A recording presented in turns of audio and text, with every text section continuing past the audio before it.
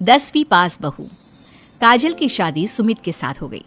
काजल के माँ बाप का एक कार एक्सीडेंट में देहांत हो जाने की वजह से उसकी पढ़ाई 9th क्लास के बाद हो नहीं पाई, क्योंकि काजल को उसके मामा जी ने पाल पोस कर बड़ा किया था, लेकिन उसे पढ़ाया लिखाया नहीं। काजल के अच्छे नेचर और उसकी सुंदरता को देखकर सुमित को वो पसंद आ गई और सुमित ने काजल के साथ शादी कर ली। शादी के बाद हमारी बहू भले ही कम पढ़ी लिखी है, लेकिन लाखों में एक है। सही कहती हो। पड़ोस वाले शर्मा जी अपनी बहू से बड़े परेशान हैं। उनकी कोई बात ही नहीं सुनती। अरे लेकिन हमारी काजल, वो तो हमारा खूब कहा मानती है और घर का काम भी कितने अच्छे से करती है। सही कहती है मम्मी। पहले मुझे भी लगता था, आजकल के जमाने में सिर्फ 9th क्लास पास लड़की कुछ अजीब लगता है, लेकिन घर उसने कितने अच्छे से संभाल लिया है। अब बेटा, पढ़ाई तो वो अपनी परिस्थितियों की वजह से नहीं कर पाई, लेकिन बाकी काम तो अच्छा ही करती है। अच्छा मम्मी, शाम को मेरे ऑफिस के दोस्त और उसकी वाइफ घर पर आ रहे हैं काजल से मिलने के लिए। अरे ये तो बहुत अच्छी बात है बेटा, लेकर आओ तुम्हारे दोस्तों को। शाम के वक्त, काजल, ये मेरा दोस्त अजय है और ये उसकी पत्नी Sonali. Hello Kajal, how are you? Are you working somewhere? माफ करना जी, मैं आपकी बात समझ नहीं पाई। आई एम सॉरी, मैं बस ये पूछना चाह रही थी कि क्या तुम कहीं पर जॉब करती हो या हाउसवाइफ हो? जॉब? आपका मतलब नौकरी ना, लेकिन वो मैं कैसे कर सकती हूँ? ये तुम्हारी वाइफ क्या कह रही है? क्या तुम अपनी वाइफ को जॉब नहीं करवाना चाहते? अरे नहीं दोस्त, वो बात नहीं है। एक्चुअली काजल सिर्फ 9th पास है ना, इसलिए।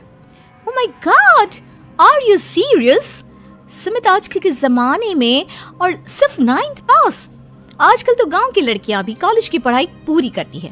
काजल, क्यों पढ़ाई नहीं की तुमने?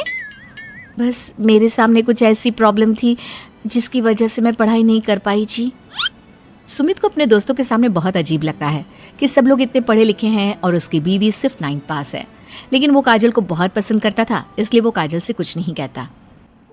लगता है इनको इनके दोस्त के सामने बहुत अपमान जैसा महसूस हो रहा है। मुझे आगे की पढ़ाई करनी चाहिए, कम से कम 10वीं पास करना तो बहुत ज़रूरी लगता है। अगले दिन, मम्मी जी, मुझे आपसे कुछ ज़रूरी बात करनी थी जी।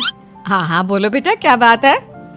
मम्मी जी, दरअसल मैं ना 10वीं क्लास की पढ़ाई करना चाहती हूँ, 10वीं पास करना चाहती हूँ।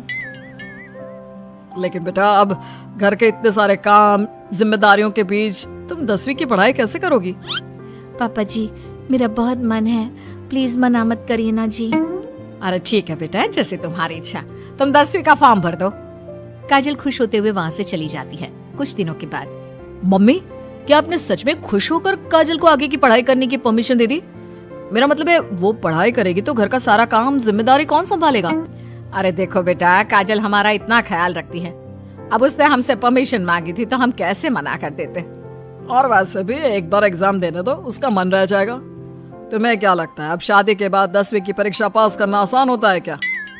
अरे कुछ हो या ना हो, पर अगर हम मना कर देते तो उसे बुरा लग जाता ना। हाँ, वैसे आपकी बात तो ठीक है। मम्मी पापा, हमें काजल का दिल नहीं तोड़ना चाहिए। अगर कुछ होगा तो ठीक है, नहीं तो कोई बात नहीं। वैसे भी एग्जाम पास करना बहुत मुश्किल सी बात है। 1 महीने के बाद, मम्मी जी, मुझे 10वीं का एग्जाम देना था, लेकिन एक प्रॉब्लम है। अरे क्या हुआ बेटा, बताओ मुझे। मम्मी जी, मैं प्रेग्नेंट हूँ और ऐसी हालत में मुझसे पढ़ाई और काम दोनों चीजें नहीं हो पा रही है। अरे कोई बात नहीं बेटा, तुम अंदर कमरे में जाकर आराम करो, हम कुछ सोचते हैं। काजल के जाने के बाद, मैंने कहा था ना, इसे अपने मन की कर लेने दो। हम मना करते तो बेकार में बुरा मान जाती। अब प्रेग्नेंट हो गई है, पढ़ाई तो वैसे ही नहीं कर पाएगी। सही कहती हो तुम, लेकिन मुझे लगता है कि बहू का 10वीं पास करने का बहुत मन था। मम्मी, उस दिन जब मेरे दोस्त घर पर आए थे ना, तो मैंने काजल का चेहरा देखा था। वो बहुत उदास हो गई थी, शायद उन लोगों के सामने खुद को काफी नीचा महसूस कर रही थी।